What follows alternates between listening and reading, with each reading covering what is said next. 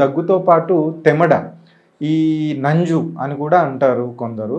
ఈ తెమడ గానీ, నంజు గానీ రావడానికి పలు కారణాల్లో ముఖ్య కారణాలు నిమ్ము అంటారు. న్యూమోనియా కావచ్చు, లేదా టీబీ కూడా కావచ్చు ఒక్కోసారి.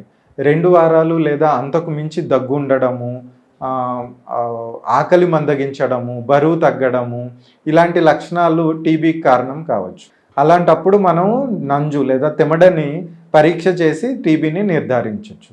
ఒక్కోసారి బాగా పురులెంట్ స్ఫుటం అంటాం. అంటే పచ్చగా తెమడ రావడము, జ్వరము, వారం లోపే జరగడము అన్నది న్యూమోనియా యొక్క లక్షణాలు అవ్వచ్చు. అలాంటప్పుడు కూడా మనము antibiotics and other treatment, supportive care ద్వారా ట్రీట్మెంట్ని అందిస్తాము.